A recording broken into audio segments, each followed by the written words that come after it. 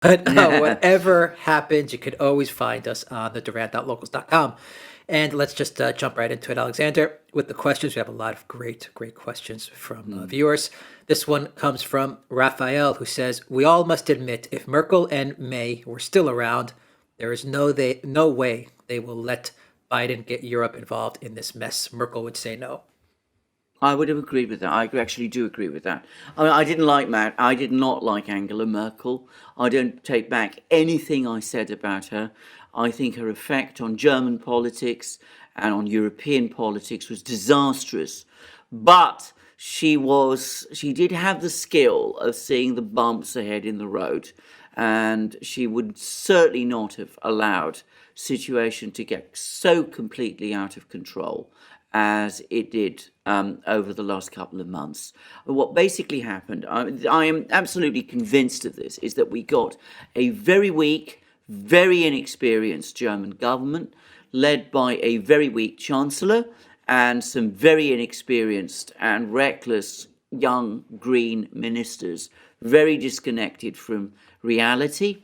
And the result was that gave the opening for the neocons in the United States and the hardliners in all sorts of other places to basically set the narrative and lead us to this point of destruction.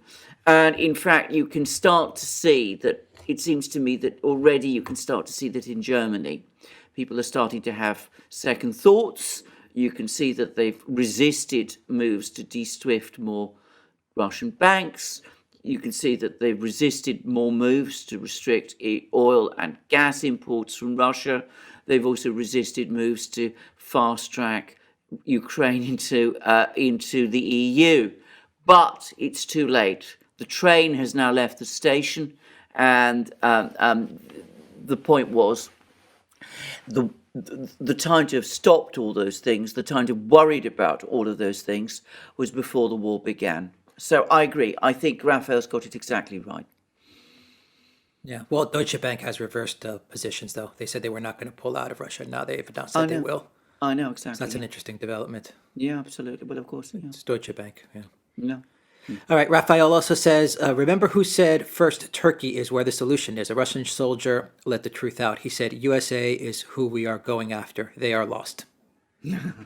Well, I hope we don't get a whole, that doesn't lead to a global, a military conflict. But ultimately, I agree with this. I mean, obviously, there's Ukraine versus Russia, but ultimately, it's Russia versus America, just as it was during the Cold War, with, of course, the important difference, the important point that, we're not talking about everybody in the US. We're not talking about every single person there. As Robert Barnes explained during our live stream, the political elite that makes these decisions in the US is extremely small, and much of the the American electorate, much of the population, are very distanced from them, and in many cases don't like them. Bonbon says, do you think that Yeltsin, Putin, or the FSB bear any responsibility for the September 99 Russian apartment bombings that helped to popularize Putin? I went into this in enormous detail back in the time and thereafter. I think that Putin himself had no role in it. I mean, he'd only just come in. I don't think he would have been in any position to pull any levers. I don't think the FSB was involved. I don't think personally Yeltsin himself was involved either. That doesn't necessarily mean that some bad actors on the Russian side weren't involved. And that was a particularly complex and difficult time in Russia. All kinds of very sinister people were operating at that time. The Russian oligarch Boris Berezovsky was the head of Russia's Security Council. I seem to remember he had some kind of a political role. The Chechen people who were on the Chechen side at that time were actually admitting that at the same time as he had that role in the Russian hierarchy, he was actually bankrolling them at the same time. And he was telling them, go and take hostages and I will pay the money to get the hostages released. And that's one way I will fund you. He was doing those sort of things. Now, when you're dealing with people like that, and Berezovsky was not the only one. When you're dealing with that kind of situation, can you definitely say that there was no Russian side to this? Well, of course you can't. I don't think Putin himself was involved. I don't think the FSB was involved. And I don't think Yeltsin was involved. But saying that doesn't mean that there was no Russian role in it at all. All right. Raul says European Parliament calls on EU to block funds for rule of law violators, Poland and Hungary. Thoughts? Well, there we go. I mean, Can I just say one thing? Yeah. I saw a meme the other day, Alexander, real quick. I saw a meme with a Polish flag, a Ukraine flag, a Russian flag, and the Germany EU. Right? It said It said Russia is fighting Ukraine. Poland is taking refugees from Ukraine and giving arms and weapons to Ukraine, and Germany is sanctioning Poland. And I think it was Gonzalo Lira said, "Hey, everybody in Poland and Hungary, nice relationship you have with the European Union. You're getting sanctioned on the one end, but on the other end, you have to take in. You're involved in this entire mess." It was I mean, I can't really add to those comments. All I would say is, and this is the important thing to remember, when you are dealing with ideologues, which is what we're talking about where the EU is concerned, ideologues aren't really interested in nuances. They aren't interested in realities. They're not going to set aside, what gets in their way in the way of their beloved project, just because, there's a war going on in Ukraine. So it's unsurprising. Now, the people who I really feel need to start thinking very hard about where they are the Poles and the Hungarians. I mean, I think in Hungary they do. I think in Poland, Hungary they do. They are still, this. I think Alex put it incredibly well. They're allowing their historic feud with Russia, which has real historical foundation. I'm the first to admit that, but it's historic. They're allowing that historic feud with Russia to blind them, to cloud their judgment, even though it's not Russia, as I said, that's doing anything to them at the moment. It's the EU. It's not Russia that's interfering in their internal politics. It's the EU that is. And they're sanctioning them. And they're sanctioning it's them, crazy. Exactly. It's crazy, exactly. Yeah. And it's going to be it's going to have an effect on Poland as well. I mean, it's going to have a real impact on the Polish economy at a time when, of course, the entire world is sliding into recession. That's what I fear with. I don't know if it'll hit Hungary, but I fear with Poland. I fear my thoughts are that the recession is going to create a lot of election turmoil throughout the EU, and you're going to see, say conservative governments fall to left liberal governments, neoliberal governments, and you're going to see neoliberal left governments lose to conservative neocon governments, whatever. You're going to just see a whole spectrum shift.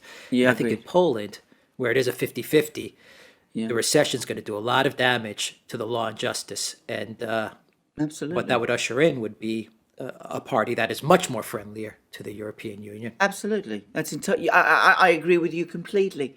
But it's so obvious, I think, that, the Law and Justice, the leadership of Law and Justice, Kaczynski, Duda, all those people, the Polish Prime Minister, I can't remember his name offhand. But, I mean, they are so fixated with Russia that they don't see this. And it astonishes me. But there we go. People are often like this. Their fixation with something blinds them to their own interests. But I think that's exactly. I think you've explained it exactly right. Tim, thank you for that super sticker. Valies, thank you for that super chat. And Raphael says, guys, I'm a military man. What Russia is doing now, under these circumstances, by themselves, without losing their discipline, only Russia can. I agree with that, That's from I Raphael. absolutely do.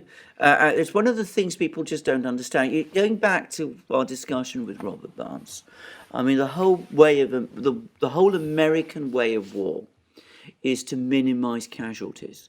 And that means, you bomb and do all those sort of things. I mean, remember, before the 1999, Did you say minimize 1991. casualties? What? Minimize American casualties. That's the, I should say Okay, that. okay. Minimize American casualties. You remember we've discussed the 2003 war when, it took them 3 weeks to get to Baghdad, and they did lots of bombing then. But at least in 2003, they marched in simultaneously with the bombing. In 1990, 91, when, of course, Iraq's army was in a better shape, they bombed Iraq for 2 months, and on a enormous scale. And they only started to advance at the point when the Iraqis themselves were retreating, because ultimately causing devastation, causing massive destruction, was far more important. It minimized casualties, because the US can't fight a war in which it takes casualties. Russia is different. They are much more. They're much more willing to accept losses, because their objective always is to fulfill their political objectives. I'm going to say something else. It's not just, of course, the military that's very disciplined. It's the political leadership that's very disciplined. I've been reading all kinds of people who've been speculating that there's been splits within the political leadership over this issue. I haven't detected one. No one of importance has actually suggested that they're in disagreement with this strategy. Jay Kaiser, thank you for your super chat. And Pingu Community says, can you very quickly explain the situation in Syria? I haven't been following Syria as well or as closely as I should. I understand that the Russian military is still active in Syria. They haven't let up there at all. And I understand that the Syrian military have been steadily again increasing their control over more and more areas of Syria. And I also understand that the US is quietly pulling out of some parts of Syria, including their base at Al-Tanf. They're gradually reducing the number of people they have there. And I also understand that there's fighting going on increasingly between the Kurds and the Turks in northeast Syria, though this isn't widely reported. So lots of things going on there. There's also been another attempt by ISIS, it seems, to revive in central Syria, and that has provoked much bombing.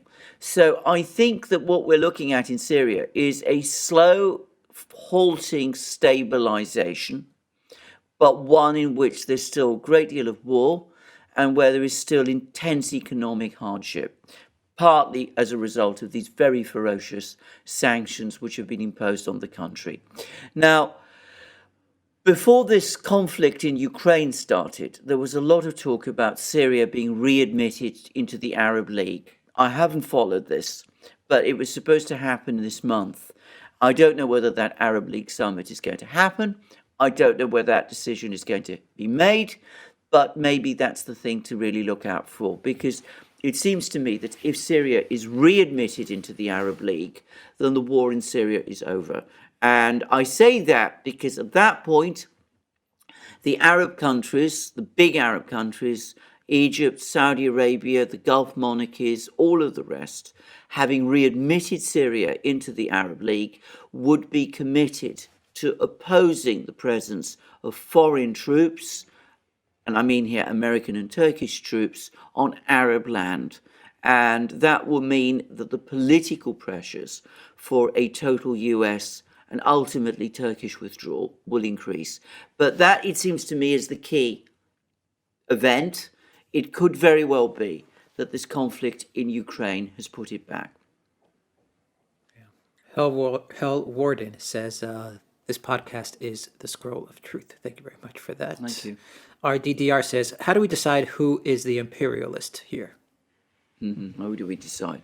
I'm going to give a pass. Who is the imperialist here? My own personal view is that the Russians believe that this was not a war of choice. It is a war that was forced on them. And I've seen polling data coming out of Russia, which I trust, by the way, which says that. And that the Russians see Ukraine as an existential issue. I don't just mean the political elite, I mean the larger population.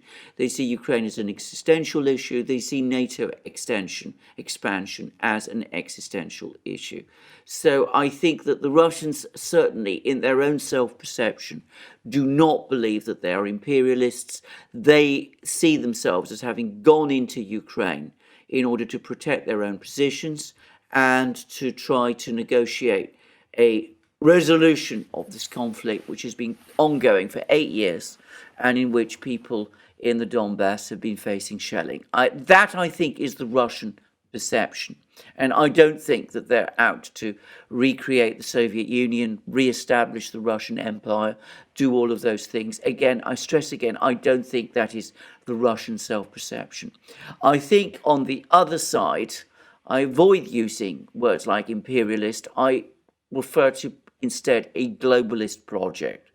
And I think that there are people in Washington who very much remain committed to this globalist project, and they see this war in Ukraine as being their last real opportunity to break one of the key obstacles to the achievement of that project, which is Russia.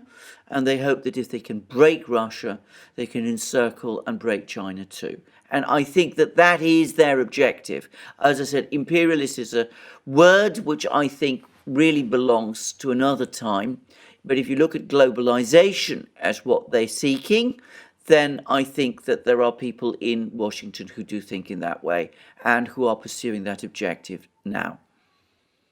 Yeah, I would also add in there that outside of the globalist objective that they're looking to protect, I think there is a small group of people, maybe not so small to be honest, both in Brussels and in DC, that want to protect all the dirt that is in and around Ukraine. I say that with the whole biolab discovery and all of that that's coming out. Of course, we have Hunter Biden, and God knows how much dirt there is in Ukraine, the Clinton Foundation, all of these things that I think there are some people in DC and Brussels who are saying, you know what, if all this stuff gets discovered in Ukraine, well then I prefer to burn down the entire system than to have my crimes revealed. And I think they prefer to burn down the United States than to have their dirt discovered in Ukraine. I think there is a component there as well. I think you're absolutely right, and I think that there is. To be honest, I think there was also something of a component to that in the pullout from Afghanistan last year. But I think you're absolutely right about Ukraine. I think Ukraine is obviously on a bigger scale, much bigger scale. Yep. Because you have to ask yourself why so much emphasis and focus on Ukraine, the poorest nation in Europe, or the second to last poorest nation in Europe, the most corrupt nation in Europe as well, but yet you're building biolabs, and you got, the son of the president making $80,000 a month, and then you got the oligarchs who are the number one donors to Hillary Clinton, and you've got the entire Ukraine lobby, which is a very powerful lobby, pushing hard to remove Trump, and you have the Trump-Zelensky impeachment. I mean, to me, it just screams that there is just so much inappropriate stuff going on in Ukraine that this whole invasion spooked them. Yeah, I completely agree with you. I agree. You're absolutely right with that. And I mean, I got nothing to add to it because we're in total agreement. Yeah. Brother Man Billy says UN bioweapons lab talks has finished minutes ago. Well, for yesterday, minutes ago. Yeah. Nothing came out of it, Alexander. I looked at the readouts. It was as we would expect. Oh, absolutely. Certain countries voted one way. Yeah. The other countries. No, absolutely. I mean, there was never any chance that anything much would come of it at all. It's not going to be resolved at that level. Maybe one day, I think very likely one day, we will find out exactly what was going on. I'll say two things on there. I think Russia has a lot more information that they're not putting out there. So I think we've just seen the tip of the iceberg, and they have a lot more info. And I thought it was interesting that the countries that voted for further investigation, it was China, India, Brazil. Yeah. And Kenya. China, India, Brazil, and Kenya. Maybe leaving one country out, but I thought that was an interesting group of countries that said, no, we need to investigate this. Absolutely. And can I just say, perhaps the most interesting of those is Kenya. because bear in mind that Kenya has taken lots of different positions on this conflict. I mean, at one point when there was when the Russians went into Ukraine, they were extremely strong in denouncing it, and they seem to be shifting position on this side. But there's obviously an awful lot, and I think a lot of people, a lot of countries were have been very stunned by this, and the US played into the Russians' hands here with this extraordinary statement by Victoria Nuland. I mean, they could have just retreated behind outright denials.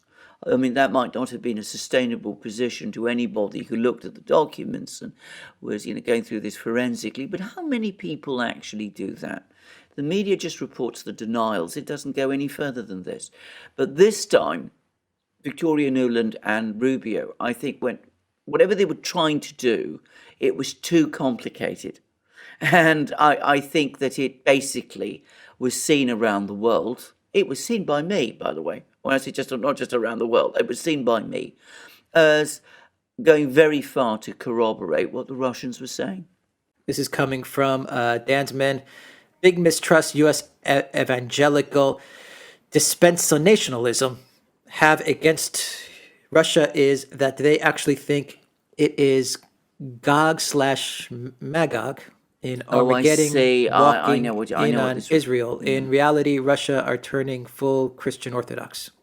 I think I know what this is all refers to. This is a view which was adopted by some people, religious people in the United States, from very evangelical Christians, that we're heading towards some kind of second coming, that the events of the Book of Revelations are likely to be real, and that if you know the Book of Revelations, there is the advance of the armies of Gog and Magog onto Israel, which leads, I think, to Armageddon. And there's been a widespread belief amongst some of these people that Russia is in fact Magog. That refers to Russia. So I mean, there is that around. I don't know how influential it is in the US. My own feeling is not very, in all truth. But I'm not an expert on these kind of thinking. I mean, I think it's utterly wrong. And of course, you're absolutely right. The person who says that is absolutely right. Russia today is becoming a much more Christian country. In fact, it's becoming a very Christian country. So the idea that they would be on the side of, the armies of darkness, if you like, in a great existential struggle just doesn't make any kind of sense to me. Yeah, T.S. Sarkozy, thank you for that super sticker. Sparky says the military-industrial complex must love Kamala. Oh yeah, I'm sure they do. Really? I'm sure they love her. They adore her. Probably the only people who do. That's right. Rascal77 says Duran plus Barnes, can it get any better? Thank you very much for that super chat. FL64, thank you for that super sticker. Etienne says, I just started learning Russian again. I'm ordering books on Amazon and having Zoom meetings with Russians in Russia. Will I be sent to the American Gulag? Well, you might not be sent to the Gulag, but you might find that before long, I'm afraid, Zoom calls are not possible with people in Russia. So, I mean, and it might become increasingly difficult to order Russian books, at least if this continues in the way it is at the moment for much longer. So that's for me, the most worrying thing at the present time. I mean, I think you can speak to people via Telegram and those sorts, there are places like that where that will probably continue to work. But Zoom, I don't know. Yeah. Kaliu25 says, as a Romanian of Russian and Greek origins and living in Canada, I feel very isolated, ideologically speaking. These days, I don't know what I'd do without you, Alex and Alexander. Thank you. I understand the feeling completely. I mean, that is a very widespread. I mean, of course, in Britain, it's the same. AD says, why would Iran try to reach an agreement with the USA and the JCPOA to lift sanctions? Do they really think that they are going back into that system after what is happening? I don't know what the Iranians are thinking. I think the Iranians are trying to cut a deal with the US to get sanctions lifted, not so much so that they can trade with the US or even the Europeans, but so that they can trade more deeply with the Eurasian powers. And I think that this Russian statement about, that they want to be quite clear that any sanctions imposed upon them are not going to interfere with their trade with Iran, was not, as some people think, a spoiler over the JCPOA. I suspect it was probably to some extent coordinated with some people in Iran, not everybody, some people in Iran said they weren't happy with it. But I think it was partly coordinated with Iran, because I think that the Russians and the Iranians have been forging lots of deals, and I think that will continue and intensify. All right, Lon Baker says, cheers and thanks, gentlemen. Toilet Sauce says, the biolabs, number one, the biolabs don't exist. Number two, of all the labs that don't exist, they are the safest. Number three, if Russia gets their hands on the labs that don't exist, they can make military-grade chemical weapons with them. Did I get that right? You got it exactly right. Exactly. By the way, can I just say that's brilliant. That's very much what's called in law, amongst British lawyers, particularly British court lawyers, litigators. It's called pleading in the alternative. It's, there are no biolabs. Or in the alternative, if there are biolabs, they are entirely civilian. In the alternative, if they are not civilian, then what they do is completely safe and cannot be used by anybody. And in the alternative, if they are not safe and can be used, it is the Russians who are using them. It's called, as I said, pleading in the alternative. So it's brilliant, and it describes, I think, very well the current situation. Beltran Cottage, thank you for that super chat. Harold Peterson, thank you for that super chat as well. And Sparky says, aren't they NAZIs rather than neo-NAZIs in Ukraine, since their lineage goes back at least to World War II? I absolutely agree with that. I've always found the neo thing a little bit odd, but it's a good point, actually. I think it's a very good point. Yeah, trace it back to Bandera. Yeah. Which no one talks about No, of course in the Western mainstream media. Let's.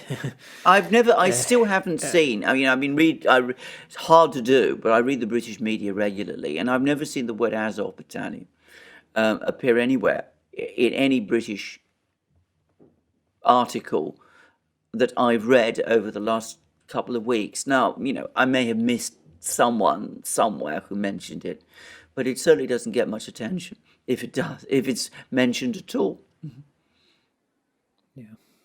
AD says, they are in hysteria. Any confrontation will go under the title high or very high attrition warfare. Chemical or not, they are going to lose their forward bases, radars in eastern flank.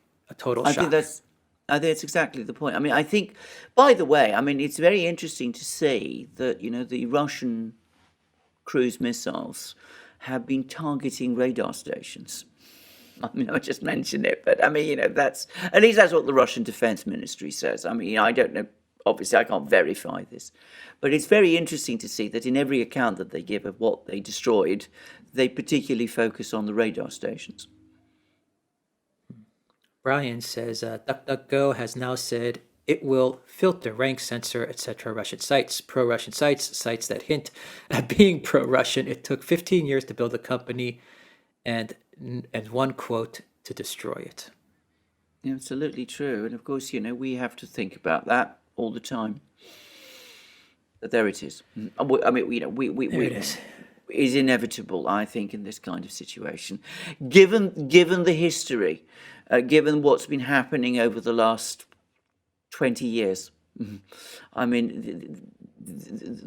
rancor and the sort of build-up to this has taken a very, very long time, and in a way, I think we've lanced the boil, or at least the boil has burst, and all of this has come pouring out now. So maybe with the boil having burst, when it all settles, things might begin to settle a little bit, but we'll see. Can I just say, however, and I want to reiterate again, this is very, very different from what used to happen during the Cold War. During the Cold War, we were very accessible in the West to Soviet propaganda. I remember it was all over the place. I mean, you could buy New Times, which is the Soviet publication, which was created to imitate Newsweek. You could buy it in kiosks in Athens. It wasn't difficult at all, and it was in English, and you could read it all there. And of course, you had Radio Moscow beaming to us, and you could listen to it on shortwave radio. It was the other side that was imposing all the restrictions. And now it's different. And I really do find that very, very disturbing.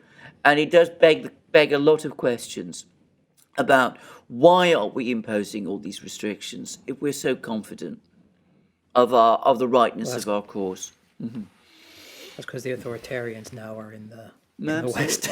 I mean, Well, indeed. I mean, well, back that's then, a the good point, Soviet actually. times, they were in the East. Now they're in the were West. these, So they've all moved to exactly. Yeah. They've migrated from the Kremlin is to it- the. I mean, is it when you hate a culture, an ethnicity, is it bigotry or racism? Is what's I the don't correct know. term? The I'm hate not for sure. Russians. I think. Well, I think it's bigotry. Bigotry. I mean- think it's bigotry. I think it's bigotry. I mean, I would think it's call it bigotry. Yeah. Yeah, the hate for a certain country or a culture. Yeah. Yeah. That's what it is. It really is, yeah. Sparky says it's as if Newland, Pompeo, Bolton, and the like are part of a doomsday cult. Yeah, I agree with this actually, and that's perhaps the most worrying thing of all about this. I mean, we'll go back to what Robert Barnes said, that the situation. I mean, it is extremely unlikely that anything really bad is going to happen because of what we were talking about. The military being very much in control of things, and level-headed people there who understand the dangers. But unfortunately, we can't say it's completely inconceivable. And that is an unsettling fact. And, when we have people like Pompeo, Bolton, and all the others, Newland and all the rest, well, I do sometimes think that these people are probably capable of pretty much anything. All right, Montri, thank you for that super sticker. Salila, thank you for that super sticker. Leopard Leo says, those NAZIs were on the street of Hong Kong when that riot took place. Really? Okay, well, I mean, that? I wouldn't know. I mean, I haven't been following everything there, but, Ralph, thank you for that super chat. Nicholas says, thanks, chat moderators, for keeping it civilized. Cheers. Thank you to our moderators, of course. Not a banned account says, what hope is there in these dark and economic times? Well, we will come through. I believe that. I mean, I really do generally believe that. And I'm going to give a general observation. We may go through some very, very bad and difficult times. But in a way, we've been going through bad times economically ever since the 2008 financial crisis. And in a way, all this is connected. I mean, all of these things that we're seeing happen are connected to that financial crisis, to the crisis of the globalization project. And this we have to hope, because of course it could go in the other direction. But if we come out of this crisis and there's no great reset, then we could very well find ourselves in a much better, more stable situation than the one we've been in up to now, and a less repressive one. We could start to rediscover what is important in our society. So that's the hope. You asked me for hope. That's a hope rather than a prediction. All right, Zakastrope says, great work. You guys are the voice of the people who never get heard. Keep it up. Thank you for that. Etienne says, an economy is about to collapse, but it's not the Russian one. Well said, Etienne. Sparky says, Russia should rescue Zelensky from the NAZIs and keep him as head of the Ukraine government in exile, then return them after the NAZIs are purged from Ukraine. Well, I mean, it's an interesting idea. I don't think it's that different, by the way, from some of the things that the Russians are talking about. I mean, I think that they want to separate Zelensky from, I'm going to call them the radicals, but everybody knows whom I mean. I think that they want to try and separate Zelensky from the radicals and also to try and recreate a government around him. That may not be a practical project, and of course it depends on Zelensky.